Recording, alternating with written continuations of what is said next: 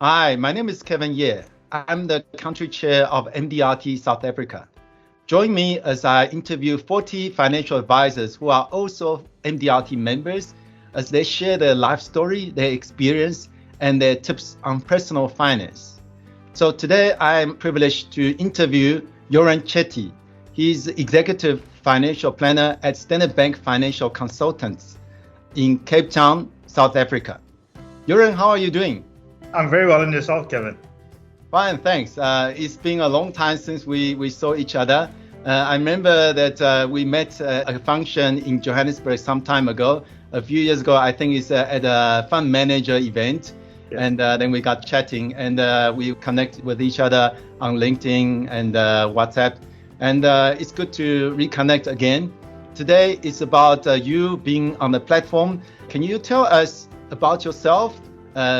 Does your name, Yoren, mean anything? So it doesn't have a particular meaning. However, when I'm a Hindu, so when we Hindus are born, our parents go to the priest to get the initials for our names. Yeah. So when my parents went to the priest, the initials they got were YO. So my name had to start with YO.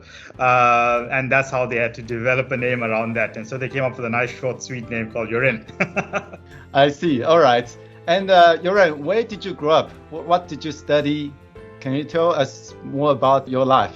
Sure. I grew up in Durban, which is on the east coast of South Africa. And after school, I had studied chemical engineering. And things evolved from there. And I'll explain the process in terms of how it evolved. So it's actually quite an interesting story. So as a teenager growing up, I was fascinated by motor cars. I really loved them. And I noticed that a lot of people that I came across that had really nice cars, Mercedes-Benzes in particular, were financial advisors at the time. And so I got very curious in terms of what do these people do to be driving a car like this? And so it provoked my thoughts. But I also grew up in a home of educators. And so the principles of growing up was you go to school, you study, and you go to university, and you get a job. And that was how things worked. And going into financial planning or financial advisory, as it was known then, was something unheard of for a graduate because of the way the model worked in terms of remuneration, etc. Right. And so it was just something I noticed on the side and I never really delved into. What happened was when I went to university and I studied engineering, whilst I enjoyed the theoretical aspect of my studies, I then got to see what engineers really do. And it didn't quite appeal to me as a person. And I started exploring other avenues. It just so happened that I had a bursary with one of the big mining houses at the time. And I couldn't afford to get out of that contract. So I had to continue with my studies. Right. But I started going to places like CNA at the time and buying personal finance magazines to educate myself about personal financial matters. I remember that. And yes, I don't know if that magazine is still published, but I used to buy it every quarter. Yeah. And further to that, I started reading up. And at the time, this is now the early 2000s, money market was the hot topic because of interest rates being high, and it was fairly safe. So I remember going with my parents to, it's now known as Anton Lambert Street. It was known as Smith Street back then in Durban. And I walked to, I remember very distinctly, Standard Bank, and I went to Sanlam, and there may have been a few others that I went to see financial advisors to ask them, what do I do with this excess money that I got as a bursary? Because I wasn't paying for the student accommodation because I was still living at home, and the bursary company gave that money to me in any event. So I decided to, and I'm saying this, invest the money into a money market. Well, it started off as a notice deposit. Yeah, I started off as a notice deposit because I didn't know any better. I started with a notice deposit in a bank, and then that eventually evolved towards the latter part of my university into a money market itself. And I got to track how interest rates were affecting my returns on my little investment. And then I was very fortunate that after I graduated as an engineer, I actually got into banking, funny enough. So on the graduate, the company that paid for your education didn't require you to work for them? No, so at the time they were downsizing a bit in terms of the people that they were taking on. So out of the 8 students graduating around the country that year, they only hired 2. And Okay. so I wasn't one of those 2, but it worked out well for me in the sense that I got into banking, and that's how my career in financial services started back in 2005. Having studied for so many years, I just took 2005 off, having to relocate from Durban to Johannesburg and adjust to that. And in 2006, I registered for the postgraduate diploma in financial planning to the University of the Free State. I knew where I was wanting to go. So I studied that and I got that within a year. And I still worked for the bank, but not as a financial planner. But it's really about the remuneration model and how it works. And it's very difficult for someone that's joining the industry unless they have the right financial backup. And so I had to wait a while to build those reserves. Right. So I spent some time in the bank doing project management work. I led a team of staff that looked after credit cards. I worked on IT and private clients and so on. And eventually I said, okay, now's the time to cut my teeth. I've got to go out now and practice as a financial planner. I was halfway through my master's in business leadership. And I said, no, now's the time to do this. If it's not now, I'm never going to do it. And I was 29 years old, going on to 30 years old. So I said, I've got to do this now. So I then joined a company you know very well, NMG, Personal Wealth, that we were known as at that time. And that's where I cut my teeth as a financial planner, going out and prospecting clients from within NMG's corporate client base. Right. And I did that for 9 consecutive years, and I had a really good run, and I thoroughly enjoyed it. I learned a lot. I grew as a person. And then it was time to look at an overseas venture. I was looking to get some international experience. I had nothing holding me back in South Africa, and so I took the leap.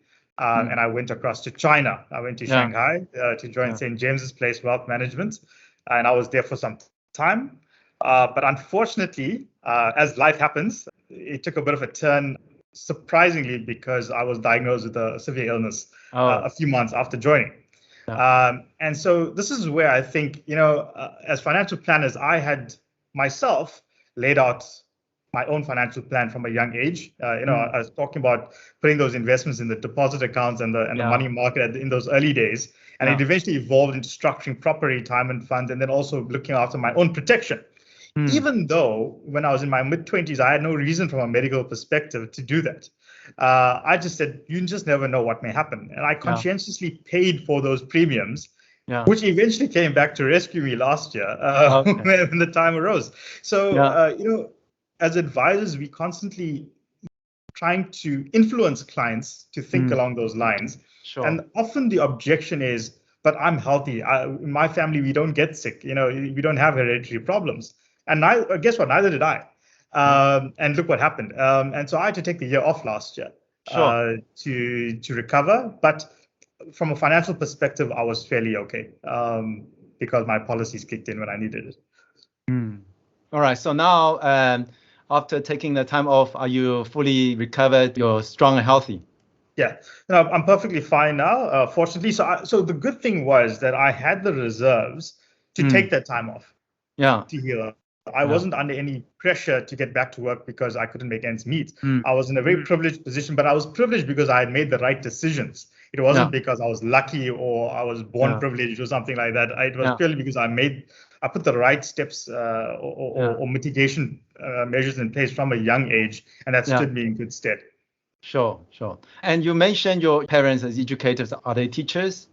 My mom was a school teacher. My dad was a qualified school teacher, but he had only taught, I think, for 3 weeks. He got into accounting and he worked for the Durban municipality. But when I say that I come from a family of teachers, it's an extended family as well. Uncles and aunts that were all teachers. Right. So I come from that background.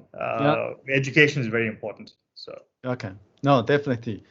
Well, you have covered the next one about how do you become a financial advisor. Is there anything you'd like to add to that aspect? Otherwise, we can jump to the next question about who are your target markets? Sure. So, well, just to come back to the financial planning side of it, I think it was a passion that was inherent in me. I needed to go out and see how things are done. I really had a passion for both the technical side of it, as well as actually giving advice to people and giving good advice.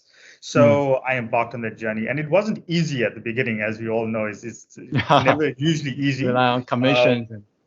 But it takes a bit of a while. But once you develop a strong reputation, the recommendations and the referrals start coming through, and it becomes a lot easier to maintain. So currently, where I am right now, we focus on so I'm a Standard Bank financial consultant, as I mentioned. I basically target private banking and business banking clients. So these are typically people in South Africa that would earn above 700,000 rands as an annual income, or businesses with an annual turnover of 25 million rand plus per annum. So that's just the target market as far as the bank's concerned. I do have an open mandate in terms of acquiring my own clients, and there's no specific requirement, though I do try to keep it aligned for the purpose of practice management. What do you like and dislike as a financial advisor? I think for me, what I like is the engagement with people, listening to their differing views on certain issues, educating people as well on financial planning matters, and helping to make a difference in their lives. And I've seen that.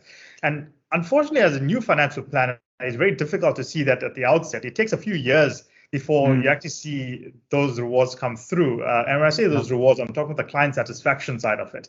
Because even a client is not really 100% sure at the outset in terms of what's going on, in terms of what you put in place, until such time they need to call on it, or they need to retire or something. So that reward comes much later when they see the proof in the pudding, so to speak. In terms of what I dislike, I think we can all agree the administration of our work can be quite consuming and tiresome. Legislation is important. Compliance is important to protect the client, to protect ourselves and the industry. But I think sometimes it can be overdone, especially in the market that we operate in. But I think given our constraints, we comply, and we do the best from a processing point of view to service our clients. So that can be a bit frustrating at times, dealing with administration and the compliance. Right. So do you do everything yourself in terms of admin, or do you maybe have an assistant to help you with that? So technically speaking, we would have assistants that do that for us, but ultimately we're accountable. Currently, where I'm sitting right now, because I've only started in this particular role 2.5 months ago, I'm currently doing it myself, which is not a bad thing, because at least you then get to understand the end-to-end processes. And so when you do hire the administration staff at some point, you're fully aware of the challenges that they go through and how to then guide them as well, get through the entire process. Okay. No, that's great. Share with us a client story that has stuck with you over the years. I think there's been a few, and I'll probably mention maybe one or two just for the purposes of today's discussion. So I remember very distinctly, and a lot of advisors come across this where people are approaching retirement, and you are meeting them in the 3 or 4 years prior to that time. And you're doing a lot of work in terms of preparing them for retirement. And then the time comes, and unfortunately, the market does not do what we thought it would do. And the guys are entering retirement in a very bad economic period. And we then have to adjust and adapt our advice in terms of the way things should work and how it will then sustain the client. And it's a very tough discussion to have at the outset. But for clients that do take that advice, 6-7 years down the line, they're actually thanking you for that, because you've helped them sustain an income. You've helped them sustain their capital, and they're extremely grateful for that. There's other clients where, for example, there may have been a claim against a life insurance policy. And I say this, they took it begrudgingly because, life insurance, why do I have to buy this? And am I ever going to see this money? And then, unfortunately, an event happens and they need to call on that policy. And the company pays. So this is the thing. An insurance policy is a promise to pay. Obviously, there is a requirement from the client to be honest in terms of their requirements and their details and their history. And if they comply with that, the claim process is fairly seamless. And I can say that firsthand because I know this. Because last year when I put in my claim, and I know when I speak to people in the industry, they tell me that claims can sometimes take months, weeks, months to get processed. Mine was done in 7 working days. Okay. Beautiful. The reason is not because I know people in the industry or I've got contacts in these insurance companies. It's purely because I had the structure in place and it was done correctly. And when the time came for submitting my documents, it was done correctly and in all honesty. So when the time came to pay out, there were no issues. There was no debates. There was no issues of mistrust. There were no calling for additional information and investigations. It was seamless. And I'm grateful for that and having those processes in place. Wow, lovely. Yoren, thanks for sharing those stories. Now let's turn to MDRT. You are an MDRT member, and how do you get to know about MDRT? So once again, the very first time I read about MDRT was on the front page of a newspaper in Durban that was distributed amongst the Indian community in the 90s. It was a financial advisor that used to advertise for his services. It was a color picture. It was a full frontal advert on the front page, rather. It said he was a member of the $1 Million Round Table. Now, as a teenager, I was very fascinated by this. I thought to myself, does this guy have $1 million? Is he rolling in this league? Who are the other people that sit on this table, at this table? And I was intrigued, but obviously, I didn't know much about it. We didn't have internet in those days to go and search these things. Sure. And so it sort of lay at the back of my mind. And then when I started practicing in the industry, the topic came up again. So and so is going for an MDRT conference, and I started getting curious. And then lo and behold, about 3 or 4 years into my career, I get an invitation letter to join as an MDRT member. Okay. And I was quite taken aback, and I'm like, really? Do I actually not qualify to join this organization? So I only took the leap 3 or 4 years back. So I think it was in 2017, if I remember correctly, 2018, that I joined as a new member because I thought, okay, now I'd like to get exposure to this organization, which is made up of 72,000 professionals from around the world. And I wanted to be a part of this and learn. And so I then subscribed and I started listening to a lot of their webinars and their posts and so on LinkedIn and Facebook and Instagram. And I think it just helps make one a better person, a better advisor, where you're learning from the best. And it's interesting to see that despite the countries that we all come from, we all incur similar problems or challenges. And it's how do we overcome those odds? What are the techniques that some people have used to overcome that? And also their way of thinking in terms of how they position certain things. Now, I'm not saying it's all great. Some things will appeal to you and some things won't, and you've got to find those nuggets that work for you and take it and make the best of it. And I'll give you some examples as we go along. Yeah. No, that's lovely to share the story. And who wrote you the letter initially about MDRT? Was a country chair in that year approach you? How did they get to know that you actually qualify? It was actually through the insurance company that I was tied to. So they had actually sent me a letter saying that you actually qualify to join if you so wish. So. Okay, that's lovely. So what has been your involvement with MDRT? Have you been to like conference, annual meeting, etc.? Yeah, I would love to have gone so far, but it's been a bugbear. I would have wanted to go in 2019 to Sydney. But unfortunately, that year I was relocating to Shanghai the month before that conference, so that didn't work out. And then this year, I would have loved to have gone to Singapore at the end of August this year, but it got cancelled because of the restrictions on travel. So yes, it hasn't happened yet in terms of a physical meeting. I'd love to go. Incidentally, the meeting took place in Orlando in 2017, the day that I was leaving Disney to fly to Washington. So, but I wasn't a member at that point. So I was at the right place. So you're close, but not there. Yeah. I wouldn't have been let into the venue because I wasn't a member at that point. But I was that close from a location point of view. But in terms of involvement, so this year I'm a 4-year member, and I've participated in the MDRT Gives Day in 2018, which is a day that members around the world come together to help raise funds for the charitable foundation. And I was one of 30 people. I stand to be correct in terms of how much we raised collectively, but I know I managed to raise about $1,300, which was quite okay. a feat. Yeah. It's a small amount in the bigger scheme of things, but it wasn't easy doing it. And it is a process that humbles you. Try asking people for money, and you'll see how many doors will slam on your face, or how many calls will be ignored. But it brings you down, and you understand the purpose of what it does. But that was just part one of the story. Where it became really impactful was the following year, when I actually got awarded a grant for my nominated charity, which was Benevolent Home in Durban. And they received a check for $5,000 US.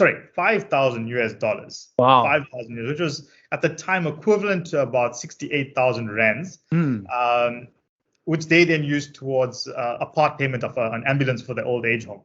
Yeah. So that was money well spent. And then this year, I was able to get a grant of $2,500, which was roughly 35,000 Rand, if I'm not mistaken, for the Men's Foundation in South Africa. And that was really pertaining to my own health issue last year as well. And so as a result of that grant, together with funding that I raised by running the New York Marathon virtually last year in November, they were able to provide about 29 men in South Africa with brachytherapy treatment for prostate cancer.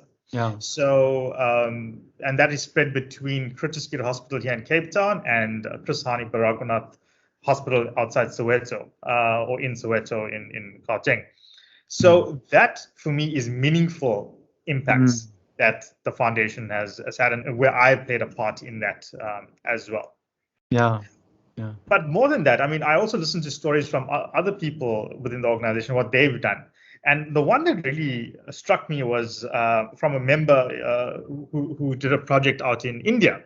So CHETTY Ajit Kucheria shared a story where there was a village in India where ladies had to walk for 5 miles in the morning to use bathroom facilities because they did not have those facilities at their houses. Yeah. Okay. And I thought to myself, this is almost inhumane. You know, how do people live? I know we are so privileged that we just roll out of bed and into our ensuite bathrooms, and it's luxurious. And there are people out there that have to walk for 5 miles to use a bathroom. I thought to myself, that's horrific. And she ran a project where she was able to build bathroom facilities for 80 homes in that village, so that these ladies now could use a bath in their homes without having to walk 5 miles in the morning. And I thought to myself, that is making an impact to a community, which probably never heard of the $1 Million Roundtable Foundation before that, but they probably wouldn't forget it for a lifetime. Yeah. It shows humanity, and in South Africa we talk about Ubuntu, and it's amazing. Thanks for sharing those stories. So what does MDRT mean to you? For me, it's about, once again, learning from the best in the industry. And it's also about implementing the whole life concept and taking it seriously. And what we mean by that is looking not just at your career, not just at your earnings, but also at your well-being, your physical well-being, your emotional well-being, your mental well-being. It's also contributing to society as a global citizen. Okay, where can I make a difference in whatever form or way?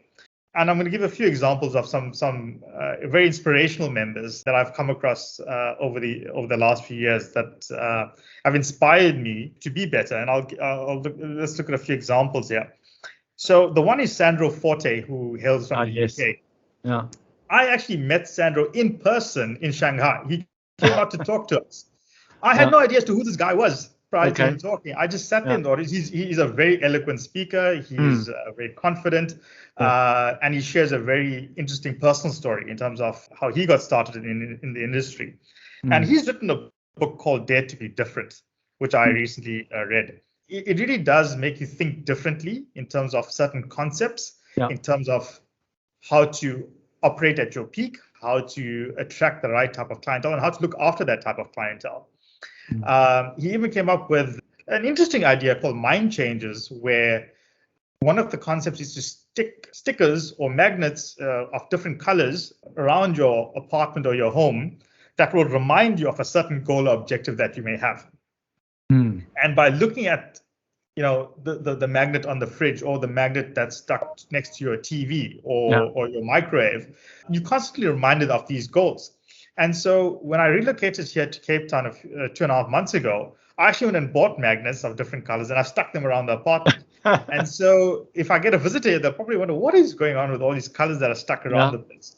But it actually helps in the sense that you don't lose focus of your objective. So when you do have those bad days or those bad moments where you feel, I think that you just look at that and say, this is what I'm doing this for. Let's not lose the plot. Let's move on. Let's build on from here. So he's a really great example. The next is Sanjay Talani, who operates out of Dubai, but he services clients from all over the world. And he has got some very interesting concept presentations, which he produces to explain financial planning in very simplistic terms, which I really quite enjoy. And further to that, he's got a different way of explaining how risk policies work. So when clients tell you that, why should I buy a risk policy because it's not going to pay out unless there's an event and I have to claim from it. He's got a very interesting way of positioning it. And he says, look at it as an asset. And I thought to myself, wait, how do you look at this as an asset? Okay. He says, it's actually an off-balance sheet asset until such time you need to claim, where it then becomes an on-balance sheet asset. And I found that quite profound. And I thought to myself, that is actually true because I saw it last year in my own situation. I said, and that's how you need to position these things with clients in a very intellectual way. And that's what I say, as industry practitioners, no matter how long we've been in the industry, we can always learn something from someone else. The next chap is Tony Gordon, also from the UK. I think you might be familiar with him as well, who speaks about the 15 appointments a week. I must be honest, when I was in the career, starting off my career, I said 15 appointments a week seemed like overkill. But at the end of the day, those are the numbers you need to achieve in terms of getting the output that you want, unless of course you get very lucky. But ultimately, for the average person out there that wants to make a success, they can be successful, but they've got to see the people. They've got to see the people and they've got to see the people. And it's as simple as that. And the next is Uday Kumar K. Apavu from Singapore. And he's also quite an inspirational speaker. And he's got a slogan, just one more. And I don't know if you ever heard his talks, but it's highly energetic. He's very inspirational. And every day he has a tea talk around midday from Singapore. It's usually just a 5-minute chat where he speaks about a topic, whether it's leadership, whether it's about motivation, whether it's a client issue, whether it's something to do with his family. And he tries to put a positive spin on it and tries to get other people's views on it as well, and it keeps you going. So those are as far as the international guys are concerned. And then here locally, our very own Cobus Klein. I look at Cobus and he amazes me at the things that he gets up to.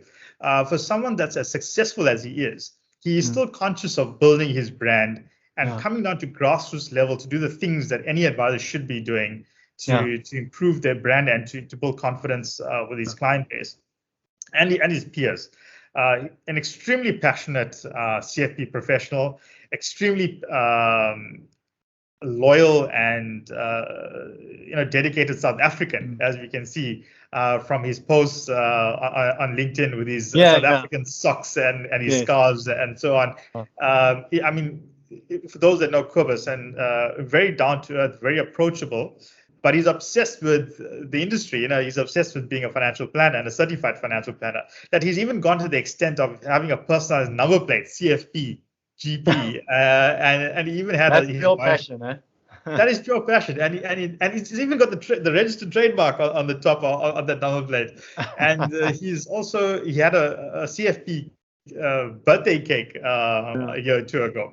So, and I'm not making these stories up. These are things that he's posted, on LinkedIn that I've seen, and I really admire that. And I think to myself, so what are some of the nuggets that I can take from these individuals to help improve myself? And obviously, you're not going to take every single one of them because it's also going to align to your personality and it's going to be genuine. But that's how we basically learn from our peers in this industry. Wow, that's an amazing story you share. Just allow me to turn the light on. I got a motion sensor here. It's like every 10 minutes or 15 minutes, there's no movement. It's just shut down. Yoren, you mentioned about the challenge you went through last year. Would you say that's your biggest life challenge, or would you say something else? And how did you overcome it? How did you go through it? Sure.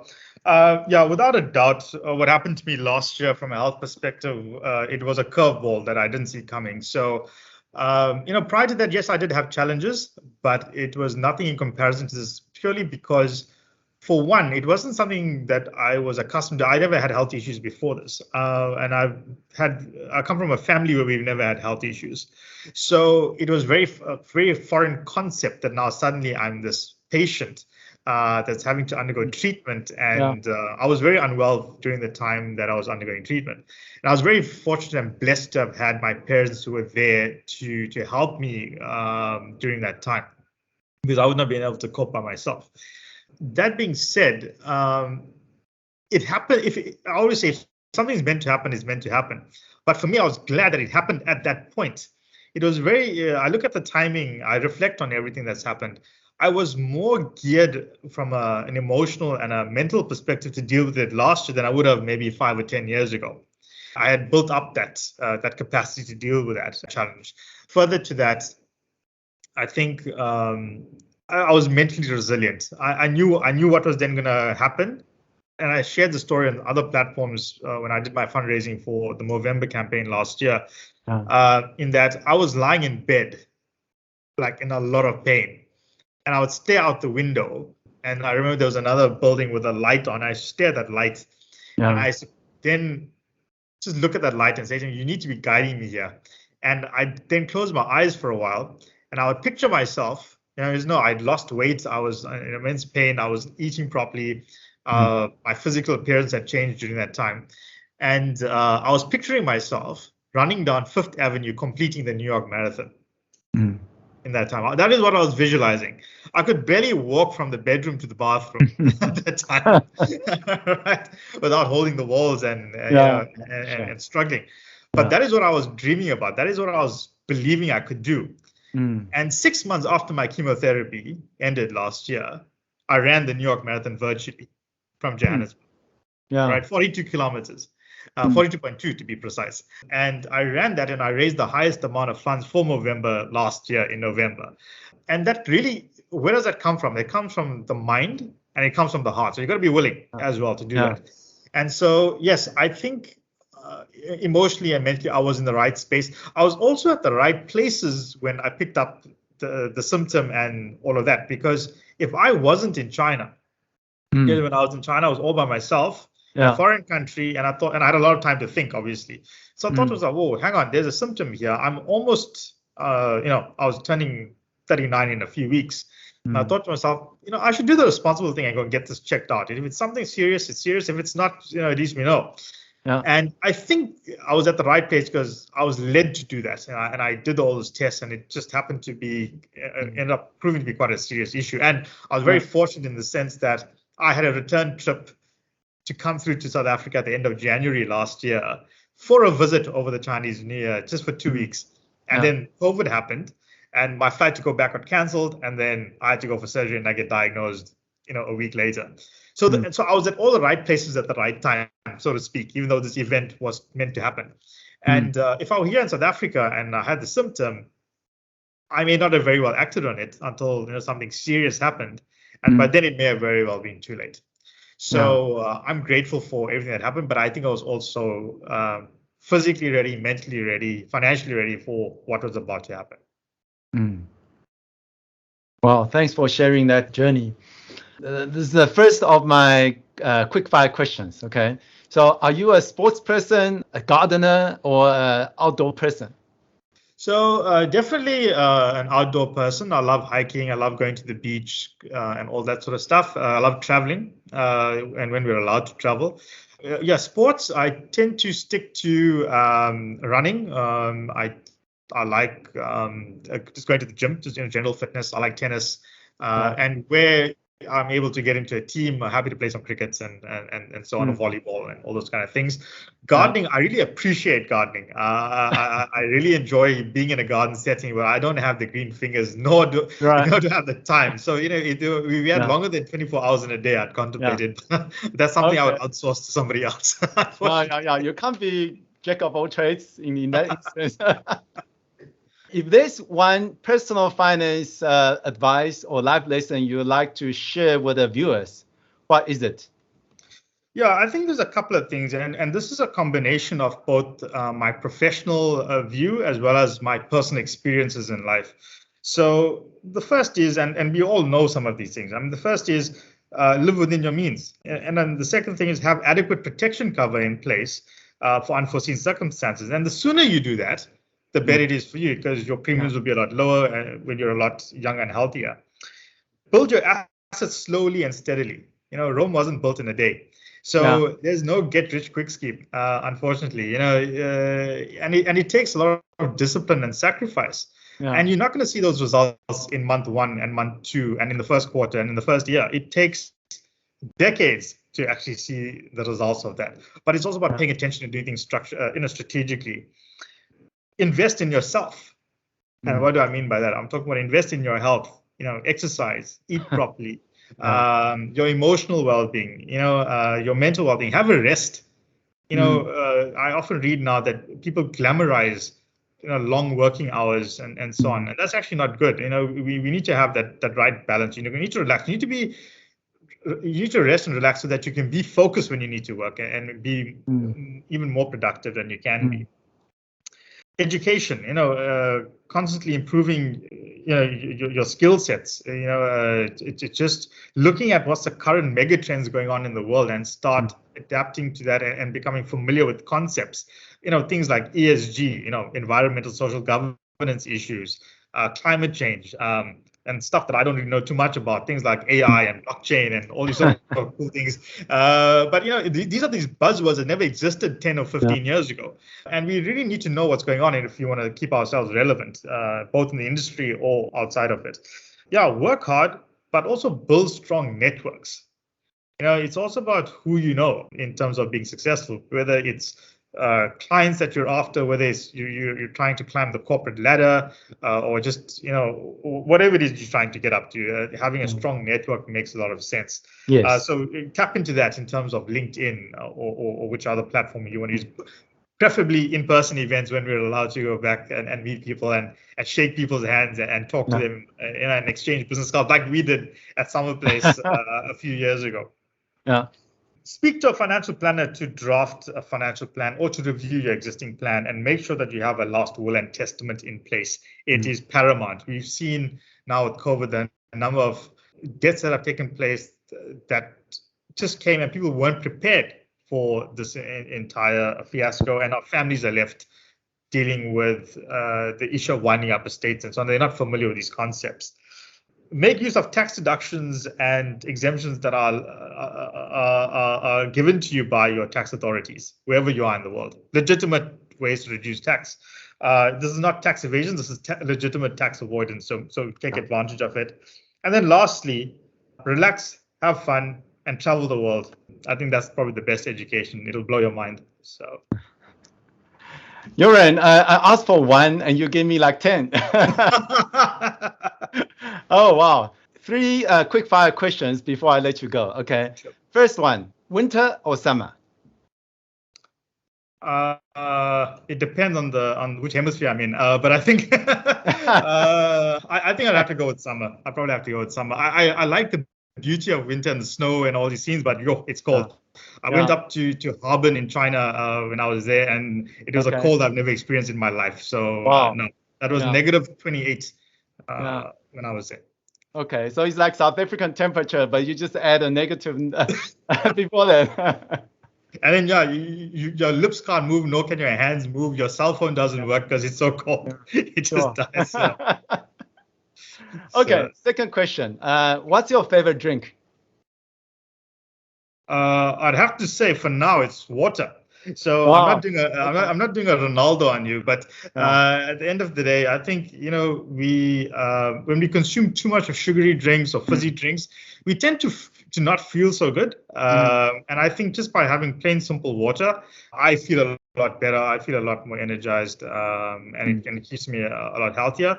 But socially speaking, I have no issue with a whiskey every now and then, or a glass of wine, or a gin and tonic, or an interesting cocktail in some remote island somewhere. Last question is, what's something new happening in your life right now? So Look, it's nothing out of this world. I'm currently attempting to run the Cape Town Marathon next month, so I'm trying to train for that. So it's just a way of keeping me fit, trying to lose a bit of excess weight that I built up. So that's happening, and I'm on track, to be honest. So far, so good. Beyond that, I've just got accepted into the Harvard Business School online program for alternative investments. So, which I'm embarking on the 20th of October, and I'll be done with that at the end of November. So that's a nice course where we go into details regarding alternative assets such as property and hedge funds and so on. So a bit more advanced knowledge. Yeah. But once again, going back to that concept of learning and enhancing your knowledge. And simultaneously, I'm also registered with the CFA Institute for the certificate in ESG investing that's now become available to people all over the world. So it's about, once again, following those mega trends that I was talking about and enhancing those skills. And it leads to a lot of things. It leads to the way you think. You obviously start learning different concepts and principles, the way different people perceive those. And also about having conversations with people. This is where you can engage with people. It's not your, how was your weekend type of thing, and trying to build rapport on that basis. And so that's really what I'm up to. Those are some of the exciting. I know if to somebody else it might sound so boring, but it's that's what I'm up to. Those are sort of exciting things going on at the moment. Right. Yoren, thanks so much for sharing this time with me. And I can see that you're active and you're running full steam. Maybe I should advice I would give to you is maybe slow down a little bit. But thanks so much. And let's give it up to Yoren CHETTY. Until next time. Bye. Thanks for watching. Thumbs up if you like this episode and share it with your friends.